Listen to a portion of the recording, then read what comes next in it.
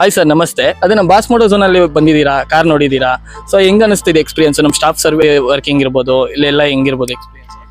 Sir actually ನಾವು ಬೇರೆ ಕಡೆ ಎಲ್ಲ ನೋಡ್ದೋ, ಒಂದು 15-16 ಶೋರೂಮ್ ನೋಡ್ದೋ, ನಮಗೆ ಎಲ್ಲೂ ಅಷ್ಟೊಂದು ಕರೆಕ್ಟಾಗಿ ಅನಿಸ್ಲಿಲ್ಲ. ಲಾಸ್ಟ್ ಒಂದು ವಿಡಿಯೋ ನೋಡ್ದೋ ಬಾಸ್ ಮೋಟರ್ಸ್ದು, ಬಂದು ಗಾಡಿದು ಒಂದು 6 ಸಮಥಿಂಗ್ ಇತ್ತು, ನೋಡ್ದೋ ಖುಷಿ ಆಯಿತು. ಇಲ್ಲಿ ಬಂದು ಸೇಲ್ಸ್ ಎಕ್ಸಿಕ್ಯೂಟಿವ್ ಏನಿದ್ದಾರೆ ಚೆನ್ನಾಗಿ ಮಾತಾಡ್ಸಿದ್ರು, ನಮಗೆ ಗಾಡಿ ಬಗ್ಗೆ ಕರೆಕ್ಟಾದ ಒಂದು ಮಾಹಿತಿಯನ್ನು ಕೊಟ್ಟಿದ್ದಾರೆ.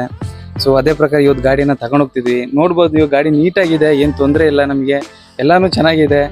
So happy. ನಿಮ್ಮಿಂದಾನೇ ನಮಗೆ ಲೋನ್ ಮಾಡ್ಕೊಡ್ತಾ ಇದೀವಿ ನಿಮಗೆ.